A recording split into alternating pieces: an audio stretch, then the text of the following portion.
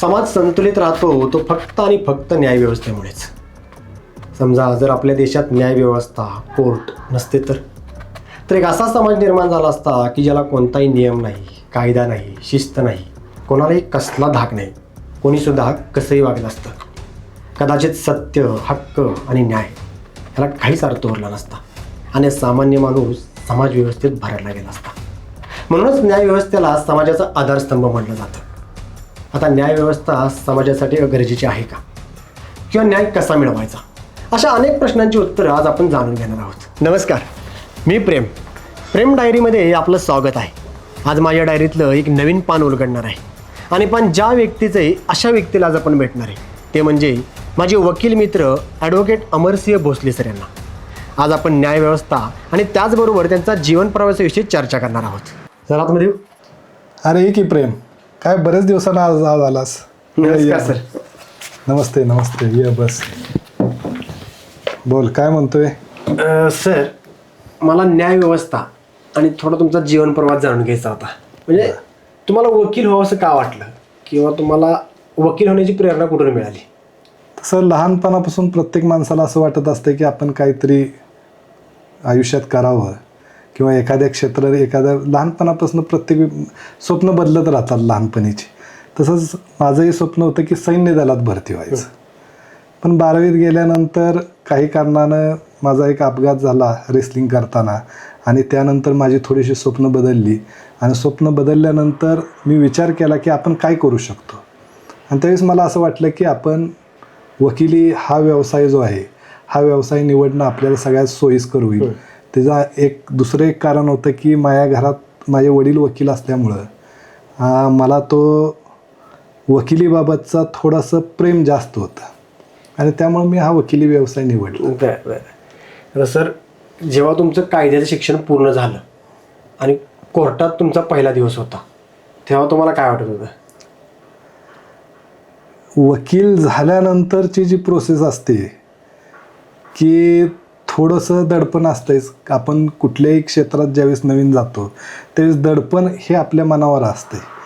पहिली गोष्ट, वकिलीत आल्या मला दडपण असं होतं की आता वकील तर आपण झालो आहे, पण सगळ्यात माझ्या पुढं पहिलं हे होतं की आपण कुणाला गुरु मानायचं, कुणाकडे जॉईन व्हायचं. कारण वकिलीत असं आहे की वकिलीत जोपर्यंत तुम्हाला एखादा चांगला गुरु मिळत नाही तोपर्यंत तुमची सुरुवात चांगली होऊ शकत नाही.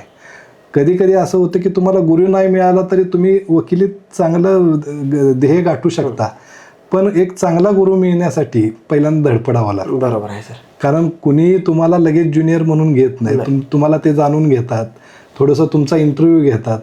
तसं मी ज्यावेळेस कोर्टात आलो त्यावेळेस पहिल्यांदा मला ॲडव्होकेट DT रणवरे हे माझे पहिले गुरु होते. त्यांनी मला पहिल्या दिवशी सांगितलं की इथं तुला शिकवणारं कोण नाही, तुला जे काही करायचं आहे ते स्वतःला करायचे. मी तुला बोर्ड धरून काही शिकवणार नाही, तुला ऑब्झर्वेशनमधनं ह्याच्यामधनं जे शिकता येईल ते शिक, जेवढा अभ्यास करता येईल तेवढा कर.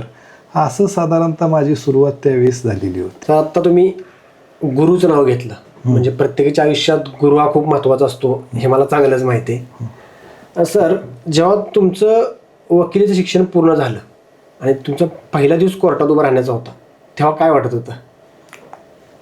त्यावेळेस एकतर पहिली मनात भीती वाटत होती. भले मी थोडासा वडील वकील असल्यामुळं जाणं येणं कोर्टात असलं तरी भीती इन द सेन्स अशी होती की कोर्टात गेल्यानंतर करायचं काय असतं हे मला नक्की माहीत नव्हतं. कायद्याचं शिक्षण घेतलेलं होतं, पण कोर्टात गेल्यानंतर मग काय केलं पाहिजे आपण, हा मोठा प्रश्न माझ्यासमोर होता. आणि मग मला पहिल्यांदा गुरु भेटले की ॲडव्होकेट DT रणवरे, की ज्यांनी मला सांगितलं की तुला मी शिकवणार नाही काय, तुला जे काही शिकायचं आहे ते तू शिकलं पाहिजेस. इथं तुला बोर्ड धरून कुणी पाणी पाजणार नाही. आणि मग ते करता करता माझ्या लक्षात असं आलं की इथं प्रत्येक गोष्ट स्वतः ज्ञानार्जन केलं पाहिजे. तुम्ही कोर्टापुढं बसून किती तुम्ही ज्ञान ग्रहण करताय त्याच्यावर तुमचं भविष्य अवलंबून आहे. आणि त्यामुळं कोर्टात गेल्यानंतर थोडीशी जरी भीती वाटली असली तरी बाकीचे माझे जे गुरु होते आणि बाकीचे जे वकील होते त्यांनी मला थोडंसं समजून घेतलं, वकिलीबाबत थोडीशी माहिती दिली, वकिली कशी केली पाहिजे, कसं कोर्टात अपडेट राहिलं पाहिजे, कोर्टापुढं कसं गेलं पाहिजे. कारण कोर्टात सुद्धा इटिकेट्स आणि मॅनर्स असतात. बरोबर. कोर्टापुढं उभं कसं राहायचं, कोर्टात कोट कसा घालायचा, बो कसा घालायचा, ते जे पट्टी असते त्याला बो म्हणतो आम्ही. आणि मग ते घालायचं कसं, आणि मग त्यातनं तुम्ही कोर्टापुढं ज्यावेळेस जाता त्यावेळेस ऑनरेबल कोर्ट म्हणता किंवा मेहरबान कोर्ट मराठीत म्हणतो. हायकोर्टमध्ये असल्यानंतर माय लॉर्ड किंवा युअर लॉर्डशिप म्हणतो. ह्या छोट्या छोट्या ज्या बारीक ज्या इटिकेट्स आणि मॅनर्स आहेत ते पहिल्यांदा शिकणं गरजेचं होतं. आणि ते मला आजूबाजूचे जे माझे सहकारी वकील मित्र असतील किंवा माझे सिनियर्स असतील हे प्रत्येक वेळेस कोर्टात गेल्यानंतर मला सांगत होते. आणि त्यातूनच मग मी शिकत गेलो पुढं. आता सामान्य माणसाला कोर्ट म्हणजे असं फिल्मी टाईप वाटतं, म्हणजे नाट्यमय वाटतं. तर ऍक्च्युअल मध्ये कोर्ट कसं असतं सर? आता चित्रपटात कसं होतं, चित्रपट किंवा कोर्ट ड्रामामध्ये त्यांना 3 तासात सगळं किंवा 1 तासात सगळं दाखवायचं असते. वस्तुस्थितीमध्ये कोर्ट वेगळं असते, कोर्टाची प्रोसिडिंग्ज वेगळे असतात. कोर्टाचे तिथं काही ड्रामा चालत नाही, तिथं तुम्हाला मनोरंजन म्हणून नसते. कोर्ट तसं बघायला गेलं तर तुम्ही जर दिवसभराचं जर प्रोसिडिंग बघितलं तर तुम्ही बोर व्हाल, पण इतकंही बोरिंग नसतं ते. कधी कधी शेवटी आम्ही माणसं आहे, जज ही माणूस आहे, आणि त्यामुळं कधी कधी जज वकिलांच्यात कधी कधी थोडीशी हमरातुमरी पण होती, कधी कधी हलके फुलके विनोदही होतात. त्यामुळं कोर्टाचं जे हे आहे चित्रपट आणि किंवा या बाकीच्या ह्याच्यामध्ये जसं दाखवतात तसं कोर्ट नसते. कोर्ट सिरियस पण असते, थोडंसं हलकं फुलकं पण असते. त्याच्या कोर्टापुढं कुठली केस चालू आहे त्याच्यावर त्याचं म्हणजे ते वातावरण कसं तंग राहील किंवा कसं राहील हे डिपेंड राहतं. आता चित्रपटावर बघतो ना आपण की भरपूर गर्दी दाखवली जाते की वेगवेगळ्या प्रकारे कोर्ट दाखवलं जातं. तर तसं काय आपल्या रिअल कोर्टमध्ये काय? रिअल कोर्टमध्ये तसं नसते. बरेच वेळा ज्या मॅट्रिमोनियल केसेस असतात त्यामध्ये बरेच वेळा इन कॅमेरा हिअरिंग असते की ज्यामध्ये बाहेरच्या पब्लिकला किंवा बाहेर आणखीन इतर केसेस जरी असल्या तर त्यांना आत दिलं, म्हणजे ज्या महिलांसंदर्भातले जे ऑफेन्सेस असतात, गुन्हे असतात त्यामध्ये सुद्धा बाकीच्यांना आत प्रवेश दिला जात नाही. त्यामुळं आता थोडंसं जसं चित्रपटात दाखवतात की एवढी गर्दी एवढं असं काय होत नसते. एखादी सेलिब्रिटीची जर केस असेल तर तेवढ्यापुरती गर्दी होती. ओके. पण ती सेलिब्रिटी पाहिजे, मग त्यामध्ये काहीतरी नाट्यमय घटना पाहिजे, तर मग थोडीफार त्यात गर्दी होते. ओके सर, आता आत्तापर्यंत तुम्ही बऱ्याच केस लढल्या असतील, तर अशी कोणती केस आठवते का की तुमच्या विचारसरणीवर किंवा आयुष्यावर त्यानं परिणाम केला आहे? अशा बऱ्याचशा केसेस आहेत, पण मला एक म्हणजे मी ज्यावेळी ज्युनियर स्टेजला होतो, एकदम ज्युनियर स्टेजला, मला 1-2 वर्ष झाली होती, त्यावेळेस माझ्याकडं एक पोडगीची केस आली होती. मुलगी जी होती ती मुलगी आपल्या सातारच्या इथल्या एका खेड्यातली होती, आणि मुलगा जो होता तो मुलगा आणि त्याचे आईवडील मुंबईला राहत होते. ती मुलगीसुद्धा लग्न झाल्यानंतर मुंबईला गेलेली होती. पण त्या मुलीची सासू आणि सासरा तिला त्रास द्यायचा, म्हणून ती परत माहेरी आली. परत तिने एक पोडगीची केस दाखल केली. त्यानंतर तो मुलगा माझ्याकडे पक्षकार म्हणून आल्यानंतर आईवडिलांच्याकडून त्याच्याकडून ज्यावेळेस मी माहिती घेतली, कारण सगळ्यात वकिलीतलं महत्त्वाचं काय की पक्षकाराकडून तुम्ही कशी माहिती घेता हा फार महत्त्वाचा भाग आहे, जो ज्युनियर स्टेजला तुम्हाला शिकायला बराच वेळ जातो. कारण त्याच्यावरच तुम्ही केस मांडता ना. तर ती ज्यावेळेस मी माहिती घेत होतो त्यावेळेस माझ्या असं लक्षात आलं की ह्या मुलाला त्या मुलीबरोबर संसार करायचे, पण मुलाचे आईवडील जे आहेत आणि त्या मुलीचे आईवडील ह्यांना मात्र हे दोघं एकत्र नको आहेत. आणि मग हे लक्षात आल्यानंतर मी कोर्टाला सकाळी लवकर जाऊन एकदा सांगितलं की म्हणलं साहेब यामध्ये तडजोड होण्याची शक्यता आहे, फक्त परिस्थिती अशी आहे की ह्या दोघांचे आईवडील आहेत ना, ह्यांचा इगो एकमेकांना दुखवला गेलेला आहे. आणि त्यानंतर मग कोर्टानं त्या दोघांना समजून सांगितलं, आईवडिलांना समजून सांगितलं, ते मॅटर कॉम्प्रोमाइज झालं. मॅटर कॉम्प्रोमाइज झाल्यानंतर 5-6 वर्षे गेली. 5-6 वर्षे गेल्यानंतर मी एक दिवस माझ्या टेबलला आलो तर तिथे एक वर्दीवाला पोरगा बसला होता, आणि तो मला बघितल्यानंतर त्यानं मला सॅल्यूट मारला आणि माझ्या पाया पडला. माझ्या पाया पडल्यानंतर माझ्या लक्षात आलं की तो मुलगा आहे. ज्यावेळेस त्याची केस चालू होती त्यावेळेस त्याला नोकरी नव्हती, आणि त्यानंतर तो म्हणला, साहेब मला एकदम पाणावलेल्या डोळ्यानं म्हणला की साहेब तुमच्यामुळे माझ्या आयुष्याचं आज चांगलं झालेलं आहे. तर ही जी पावती आहे ना, ही आयुष्यात तुम्हाला अर्थार्जन, पैसे बिशे ह्याच्यापेक्षा बरंच काही देऊन जाते. म्हणजे ज्याला आपण म्हणतो सेल्फ सॅटिस्फॅक्शन, हे सेल्फ सॅटिस्फॅक्शन कुठल्याही पैशात तुम्हाला मोजमाप करता येत नाही. त्यामुळे ह्या ज्या गोष्टी आहेत ह्या तुमच्या आयुष्याला कलाटणी देतात.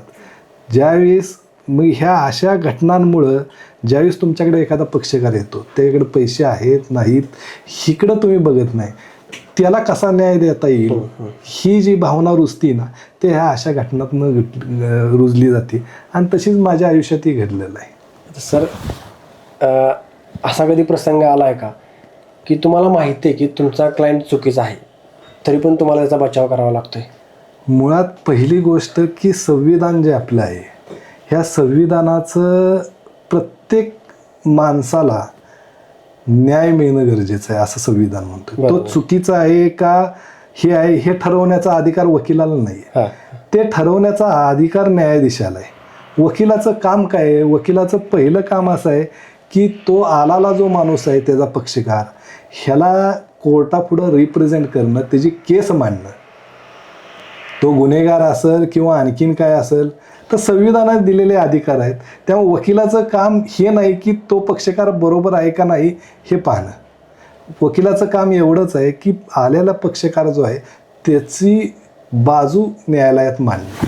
आता राहिला माझा प्रश्न की मी पक्षकार बरोबर आहे किंवा चुकीचा आहे, तर वेगवेगळे आपण आपल्या काही कुंपणं आपल्याला घालून ठेवायचे असतात.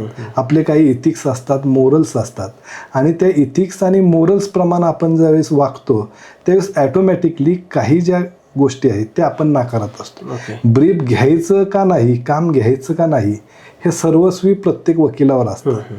आजपर्यंत माझ्याकडे असा कधी प्रसंग आला नाही की मला एखादं ब्रीफ नाकारावं लागलं.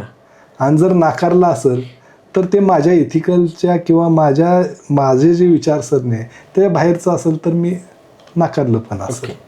असं बऱ्याच वेळा बोललं जातं की चांगल्यानं कोर्टाची पायरी चढून आहे, तर कितपत खरं आहे? हे खरं तर मुळात ही म्हण जी आहे ना मराठीतली, ती मला स्पष्टपणे चुकीची वाटते. त्याचं कारण असं आहे की ज्या वेळेस एक पहिली गोष्ट आपण लक्षात ठेवली पाहिजे की पूर्ण समाज जो आहे, जोपर्यंत तो जिथं आपण असं म्हणलं जातं की न्यायदान जिथं चांगलं होतं तो देश चांगला चालतो. ज्या न्यायदानाची पद्धत जिथं चुकीचं असेल तर तिथल्या राजसत्तासुद्धा उलटल्या गेल्या. आज आपण बघितलं तर अमेरिकेमध्ये न्यायदानाची जी सुविधा आहे किंवा जी पद्धत आहे ती सगळ्यात चांगली आहे. तिथं सिव्हिलायझेशन चांगलं आहे, तिथली डेमोक्रेसी चांगली आहे. तिथला पंतप्रधानाविरुद्ध सुद्धा लोक बोलू शकतात. त्याचं कारण काय आहे? कारण तिथली डेमोक्रेसी, न्यायव्यवस्था, ट्रम्प विरुद्ध न्यायालयानं आत्ता निकाल दिला. न्यायव्यवस्था कधी चांगली होती? ज्यावेळी सिव्हिलायझेशन चांगलं होतं, लोक सुशिक्षित होतात. आणि सुशिक्षित ज्यावेळेस लोक असतात त्यावेळेस त्यांच्या हक्कांबाबत जागरूक असतात. आणि ज्यावेळेस तुम्ही हक्कांबाबत जागरूक असता त्यावेळेस तुम्ही न्यायालयात येता. बरोबर आहे. जर तुम्ही पायरीच चढायची नाही शहाण्या माणसानं असेल, शहाण्या माणसानं तर स्वतःच्या हक्कांबाबत जागरूक राहिलं पाहिजे, लढलं पाहिजे, आपल्या हक्कांसाठी लढलं पाहिजे. सामाजिक आज सामाजिक हक्कांसाठी कोण लढतं का? कोण लढत नाही. सामाजिक हक्कांसाठी लढणारा शहाणा माणूस पाहिजे आपल्याला. त्यामुळे शहाण्या माणसानं कोर्टाची पायरी चढायची नाही असं नाही. शहाण्या माणसानं हक्कांसाठी, सामाजिक, स्वतःच्या आणि दुसऱ्यांच्याही हक्कांसाठी कोर्टात आलं पाहिजे. पण काय होतं माहिती आहे सर, मी आता बऱ्याच वेळा बघतोय ना, तर कोर्टाचे निर्णय खूप उशिरा देतात. म्हणजे आता आपल्या पिक्चरमध्ये पण काही डायलॉग्स आहे की तारीख पे तारीख, तारीख पे तारीख. त्यामुळे सामान्य माणूस थोडं घाबरतो तिकडे जाण्यासाठी की आज जर आपण केस लढतोय तर त्याचा निकाल लागतो 10 वर्षाने, 20 वर्षाने. त्यामुळे सामान्य माणूस नकोच म्हणतो कोर्टाची पायरी. नाही, आता कसं झालेलं आहे, थोडंसं आपल्या इथं ह्याला बरीचशी कारणं आहेत. म्हणजे ह्याला वकील कारणीभूत आहेत का? वकील आहेत. न्यायाधीश आहेत का? न्यायाधीश आहेत. न्यायसंस्थेतले इतर घटक आहेत का? इतर घटक आहेत. याशिवाय न्यायाधीशांची संख्या का? तर आपल्या इथं ज्या पद्धतीनं लोकसंख्या आहे त्या पद्धतीनं न्यायाधीश नाहीत. पहिली गोष्ट, एका न्यायाधीशाकडे जर 200 कामं एका दिवसात असतील आणि एक फाईल बघायला म्हणजे तो हातात घेणार, ती बघणार, त्यामध्ये काय झालं हे बघणार, 5-10 मिनटं जाणार. 200 कामाला किती वेळ लागेल? शक्य नाही ना, जास्त वेळ लागणार. जास्त वेळ नाही ना. दुसरी गोष्ट काय आहे की ज्यावेळेस ह्या एखादं केस कॉल आउट होती की बाबा आता चौकशीला काम आहे, आणि चौकशीला काम असताना मग काय होतं की कधीकधी त्या न्यायाधीशासमोर दुसरं काम एखादं चालू असतं जे अर्जंट असतं, त्यामुळं ती केस पुढं ढकलली जाते. कधीकधी एक वकील असतोय, एक नसतोय, त्यामुळं ढकलली जाते. कधीकधी पक्षकाराचे उलट तपास असतात, तो पक्षकार आजारी असतोय किंवा आणखीन काहीतरी होतं, त्यामुळे ढकलली जाते. कधीकधी साक्षीदार गैरहजर असतात, त्यामुळे ढकलली जाते. मग हे जे आहे ना, हे कितीतरी अशा असंख्य कारणांमुळं ते डिले होत जातात. आणि त्यामुळं शासनानं सुद्धा यामध्ये बरेच लक्ष घालून यामध्ये कशी आणखीन सुधारणा करता येईल, मग कोर्ट्स असतील, बाकीच्या गोष्टी असतील, लोक अदालत असतील, अशा कितीतरी संकल्पना काढल्यात. पण यासाठी आणखीन एक गोष्ट आहे की आपल्या माणसांची मानसिकतासुद्धा बदलली पाहिजे. तुम्ही जर 1 फुटासाठी 10 वर्ष वाया घालवत असाल, बरं कोर्टानं तुम्हाला समजवलेलं असते, वकिलांनी समजवलेलं असते, कुठंतरी आपल्या लोकांची सुद्धा मानसिकता आपण बदलली पाहिजे की यामध्ये पर्यायी जी व्यवस्था आहे, लोक अदालत आहे, बाकीच्या गोष्टी आहेत, मेडिएशन आहे, ह्या गोष्टींचा पर्याय आपण अवलंबून जितक्या लवकर होईल तेवढं प्रकरण आपण मार्गी लावू शकतो. पण कधीकधी माणसांचे जे युगो आहेत, हे माणसांचे युगो 1 फुटासाठी म्हणजे त्या 1 फुटाच्या किमतीच्या 100 पट पैसे घालून बसतात. अक्षरशः मारामारी होती. मारामारी होती. नाही, कुठली गोष्ट मारामारीपर्यंत जाते ते ह्याच्यातूनच जाते, इगो पायीच जाते. बरोबर आहे. त्यामुळे तेवढं आपलं खरं आपण संतांची जी शिकवण आहे ते आपण लक्षात ठेवत नाही, त्यामुळे अशा घटना घडतात. आता सर, तुम्ही आत्ता जे काही उत्तर दिलं की न्यायव्यवस्थेबद्दल, एक वकील म्हणून तुम्हाला असं काय वाटतं की न्यायव्यवस्थेत बदल केला पाहिजे? न्यायव्यवस्थेत बदल जर करायचा झाला तर पहिली गोष्ट की न्यायाधीशांची संख्या वाढवली पाहिजे. दुसरी गोष्ट की यामध्ये आणखीन जलद गतीनं होण्यासाठी काय होतं की कायदे व्यवस्थित आहेत. म्हणजे जे प्रोसिजरल लॉ जे असतात आमचे, ते प्रोसिजरल लॉ व्यवस्थित आहेत, पण त्या प्रोसिजर फॉलो होत नाहीत बरेच वेळा, आणि त्यामुळं बरेच वेळा डिले होतं. त्यामुळं मला असं वाटतं की ही जी सगळी चाकं आहेत न्यायव्यवस्थेची, मग वकील असतील, न्यायाधीश असतील, पक्षकार असतील, न्यायालयीन कर्मचारी असतील, ह्यांनी व्यवस्थित सांगड घालून जर हे काम केलं तर ते लवकर होण्याची शक्यता आहे. ओके. आता सर, माझ्या माहितीनुसार कदाचित चुकीचं असू शकतं, गरिबांना न्याय वेगळा आणि श्रीमंतांना न्याय वेगळा, असं का बरं? असं न्यायाच्या ह्याच्यात होत नाही. आपण म्हणतो की गरिबांना वेगळा, श्रीमंतांना वेगळा, असं काय होत नसतंय. जे काय व्हायचं ते न्यायालयात यायच्या आधीच झालेलं असते श्रीमंतांच्या बाबतीत. म्हणजे काय होतं, आता पर्यायी व्यवस्था अशी झालेली आहे की तुम्ही आत्ता मगाशी जो तू प्रश्न विचारलास मला की बाबा न्यायालयात बराच वेळ जातो आणि त्यामुळं मग लोकांचं मानसिकता त्यामध्ये व्यवस्थित राहत नाही, मानसिक संतुलन ढळतं. तर असंच होतं. आणि मग काय होतं की ज्यावेळेस जे श्रीमंत लोक असतात ते थोडेसे वेगळे पर्याय शोधतात, आणि मग हे वेगळे पर्याय शोधल्यानंतर ते मॅटर कोर्टाच्या बाहेरच बरेच वेळा प्रेशराईज करून लाठीकाठीनं बळाच्या जोरावर, राजकीय जोरावर हे संपवले जातात. म्हणजे न्यायालयाला पर्यायी व्यवस्था लोक अलीकडे बघायला लागलेत, आणि हे भविष्यासाठी फार घातक आहे. जर आपल्या देशात, कारण न्यायव्यवस्था जितकी बळकट असेल तितका तो देश बळकट असतो. ही न्यायव्यवस्था जर संपली तर अख्खा देश आपला संपायला जास्त वेळ लागणार नाही. त्यामुळं ही पर्यायी व्यवस्थेला लोकांनी बळी पडू नये असं मला वाटतं. दुसरी गोष्ट की तुझा प्रश्न होता की गरीब आणि श्रीमंत, तर मला असं कधी फरक जाणवत नाही. थोडंसं काय होतं, उलटं आता जे एकदम गरीब आहेत त्यांच्यासाठी सुद्धा वकील देण्याची व्यवस्था सरकारनं केलेली आहे. म्हणजे आपल्या कोर्टात, प्रत्येक कोर्टात एक लिगल एडचं डिपार्टमेंट आहे, लिगल एड मार्फत तुम्ही आरोपी असू, तुम्ही फिर्यादी असू, तुम्ही वादी असू, प्रतिवादी असू, दिवाणी असू आणि कसल्याही फौजदारी स्वरूपाचं मॅटर असू, तुमच्याकडे जर पैसे नसतील तर तुम्ही तिथं अर्ज करू शकता, तुम्हाला एक चांगला वकील ते देऊ शकतात. त्यामुळं आता तो फरक राहिलेला नाही आहे. फक्त होतं काय की श्रीमंत लोकांना पुरावे लवकर मिळतात, गरिबांना उशिरा मिळतात, एवढंच त्यातला फरक आहे. ओके. आता सर, समाजात वकिलांविषयी अनेक गैरसमज आहेत, तर तुम्हाला असा कोणता गैरसमज जास्त खटकतो? समाजामध्ये बरेचसे असे हे असतात की काही लोक म्हणतात की वकील खोटं बोलतात. मला आजपर्यंत कळालं नाही की वकील खोटं बोलतात म्हणजे नक्की काय करतात. कारण काय होतं, वकील कुणाची बाजू मांडत असतोय? पक्षकाराची. त्याचं काम काय आहे की आपल्या पक्षकाराची बाजू प्रामाणिकपणे मांडणे. ह्याच्या व्यतिरिक्त तो त्याच्या स्वतःच्या आयुष्यात कधी खोटं बोललेला असतोय का? कधी. कोर्टापुढं त्याला खोटं बोलता येतं का?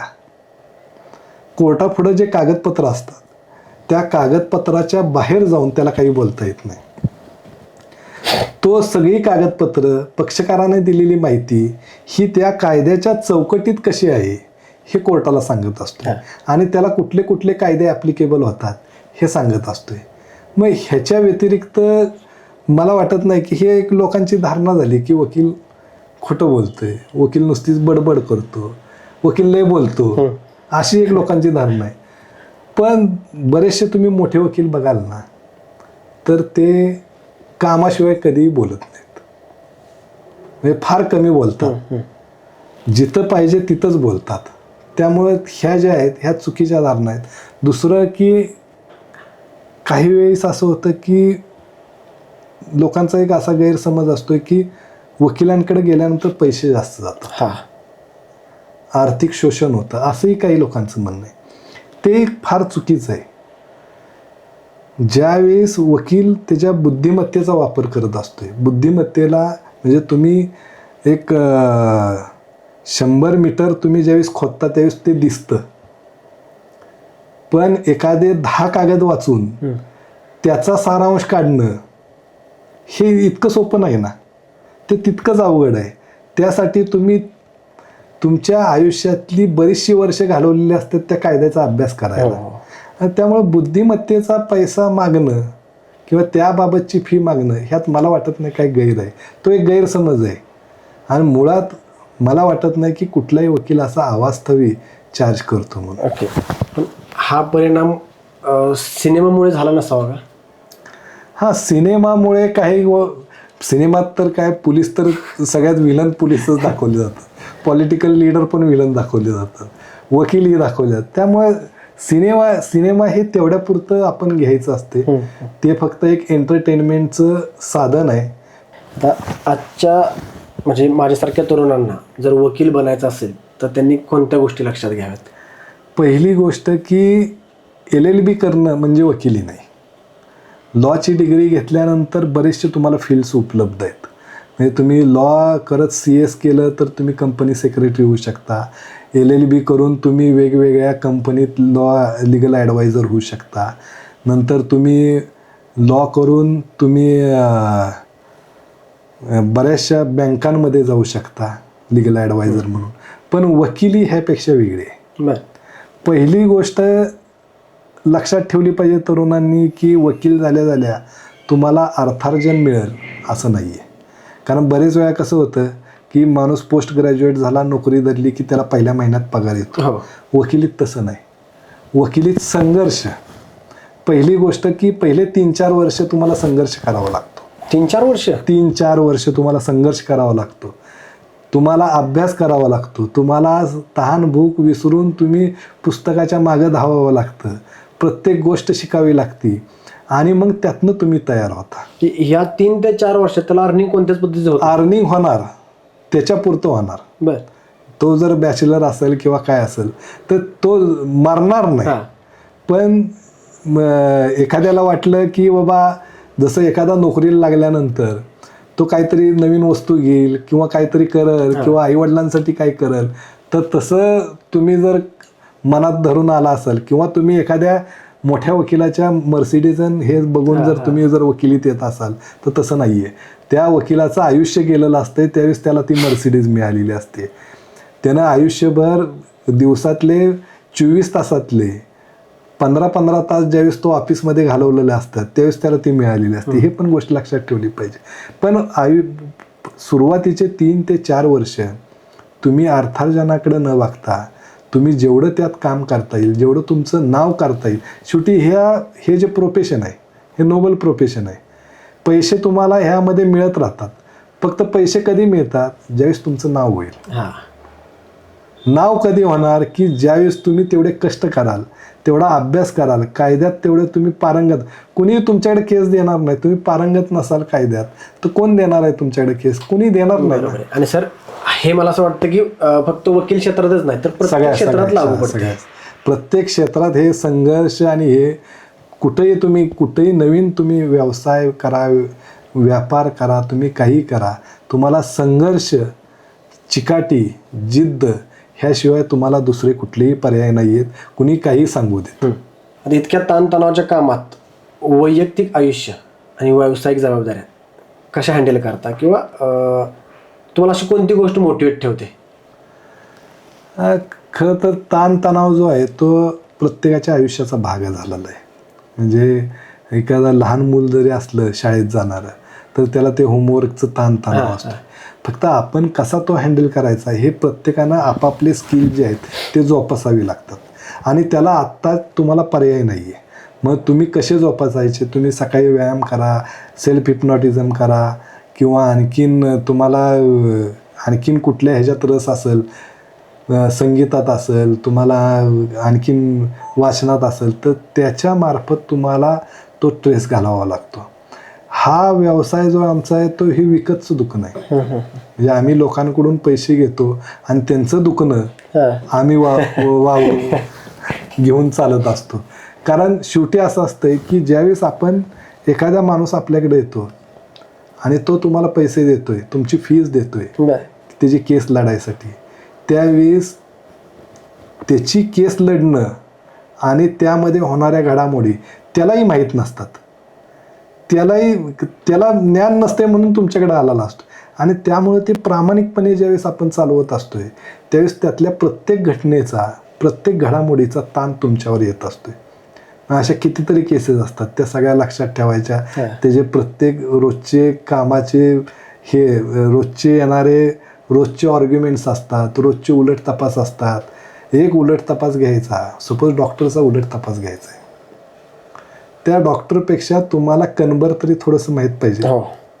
तुम्ही उलट तपास घेताय, तुम्ही त्याला इंटरव्ह्यू घेत नाही. बरोबर आहे. त्यामुळं तो कुठं चुकलाय हे तुम्हाला दाखवायचं आहे.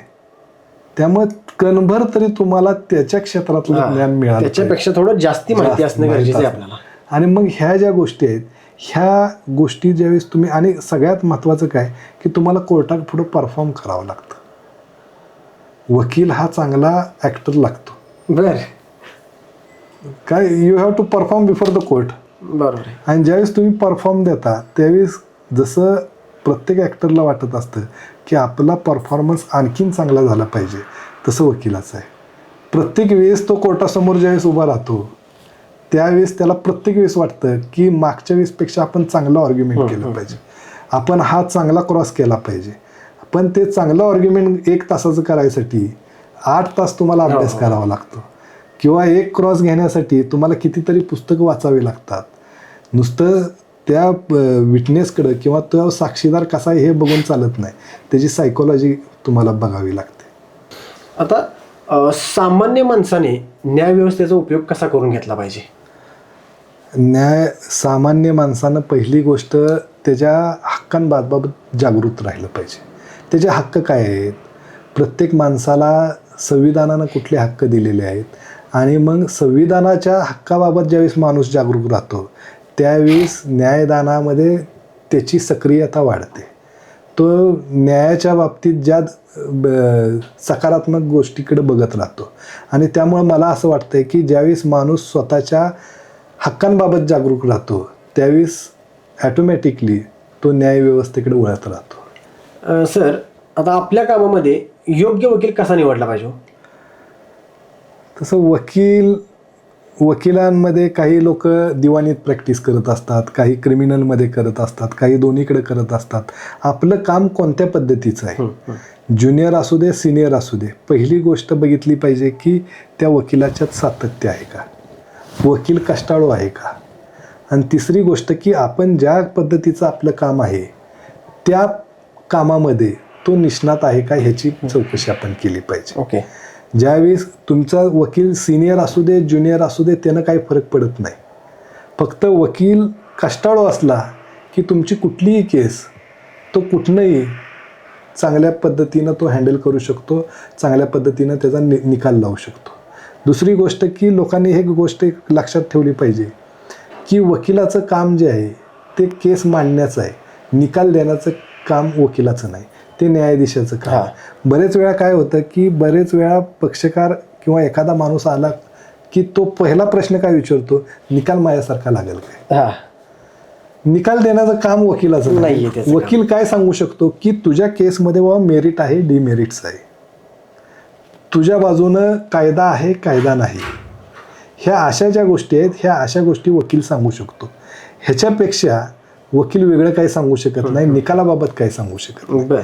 त्यामुळे हे पण लोकांनी लक्षात ठेवलं पाहिजे की वकिलांच्याकडे गेल्यानंतर आपली केस चांगल्या पद्धतीनं वकिलांना समजून देणं हे फार मोठं काम असतंय पक्षकाराचं. म्हणजे कोणतीही गोष्ट न लपवता, कोणतीही गोष्ट असतात की त्या लपवल्या जातात, बरोबर, आणि कालांतराने ते सांगितले जातात. जशी केस पुढे जाते तसं लोक आपल्या छोट्या मोठ्या गोष्टी वकिलाला सांगतात की सर हे पण राहिलं होतं. बरोबर.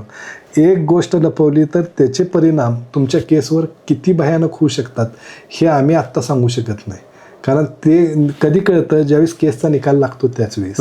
त्यामुळे वकिलाकडे गेल्यानंतर काही न लपवता काय तुमचे प्लस असतील मायनस पॉईंट्स असतील ते सगळे सांगितले पाहिजेत, प्रत्येक खडानखडा माहिती दिली पाहिजे.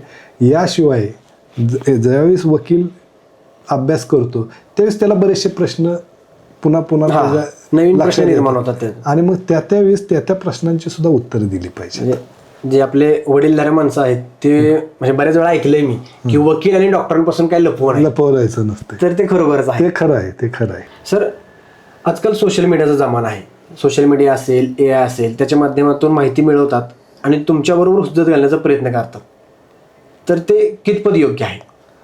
मुळात जी माहिती ज्यावेळेस प्रत्येक माणसाच्या केस जे असतात ते वेगवेगळ्या असतात.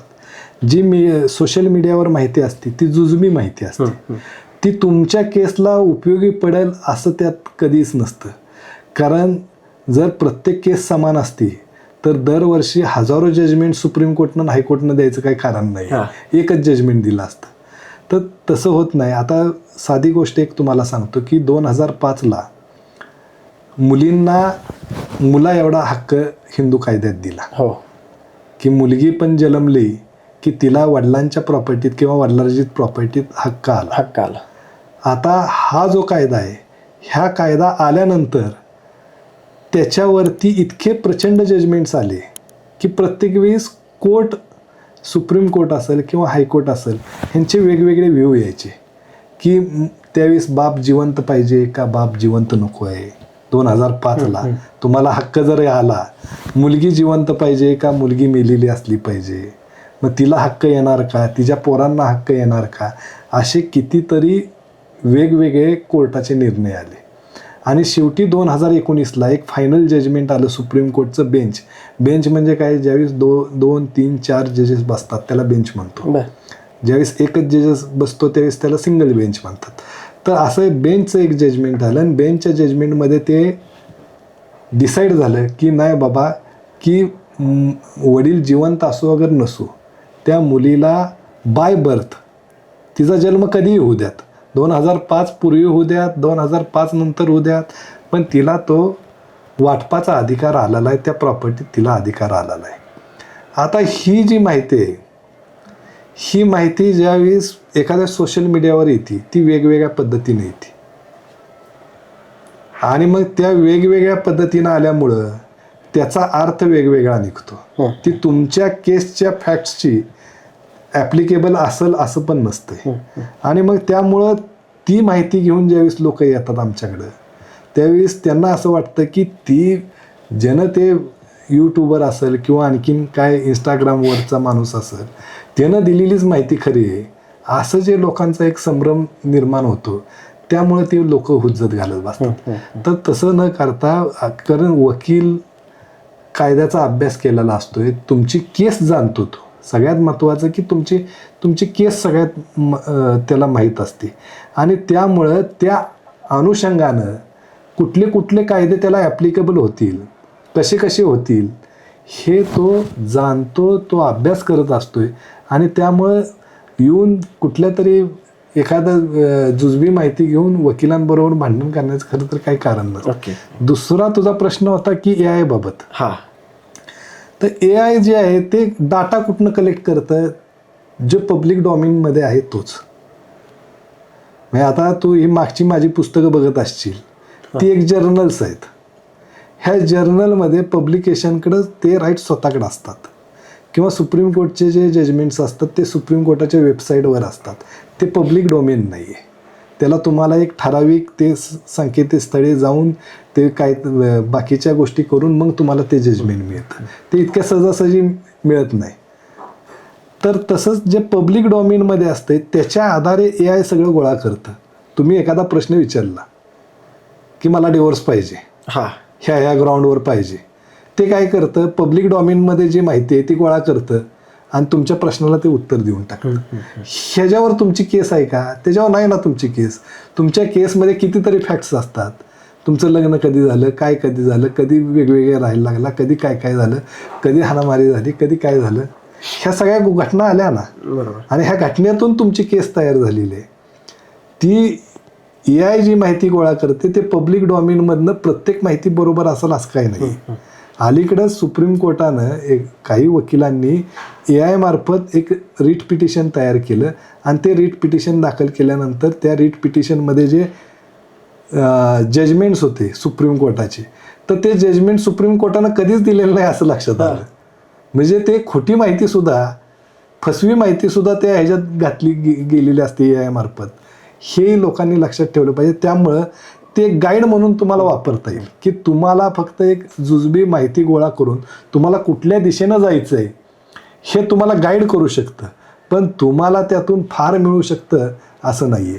कारण तेवढं पब्लिक डॉमेनमध्ये तेवढी हे नसते. पण तुम्ही ज्यावेळेस एखाद्या अथॉराईज जे जर्नल्स असतात त्यांचे AI ज्यावेळेस असतात तर त्यामध्ये त्या पब्लिक डोमेनपेक्षा तिथं तुम्हाला जास्त माहिती त्यांच्या AI मिळू शकते, कारण त्यांच्याकडे तो डाटा अवेलेबल असतो. म्हणजे ते सुप्रीम कोर्टचे जजमेंट्स, हायकोर्टचे जजमेंट्स, ट्रिब्युनलचे जजमेंट, हा डाटा त्यांच्याकडे अवेलेबल असतो. त्यातनं ते तुम्हाला शोधून देतं एखादं ठराविक जजमेंट. तुमची केस काय ते सांगत नाही, तुम्हाला ते ठराविक तुमच्या फॅक्ट्सला ॲप्लिकेबल असेल असं जजमेंट शोधून देतं. त्यामुळं त्याचा वापर तुम्हाला वकिलाकडे जाऊन तुम्ही जर केला तर ते तुम्हाला आणखीन उपयोगी पडू शकतं. तुम्हाला आणखीन ते मार्ग दाखवू शकतं. ह्याच्यापेक्षा काही नाही. सर, आता मागासपासून आपण बोलतोय तर तुम्ही जी माहिती दिली खरंच मौल्यवान माहिती मला दिली आणि तुमचा अनुभव माझ्याबरोबर शेअर केल्याबद्दल खरंच धन्यवाद. धन्यवाद. तर मित्रांनो, न्यायव्यवस्थेविषयी तुम्हाला उपयुक्त माहिती मिळालीच असेल आणि निश्चितच त्याचा फायदा तुमच्या आयुष्यामध्ये होईल. तर आपण पुन्हा भेटूया प्रेम डायरीमधील नवीन एपिसोडमध्ये. धन्यवाद.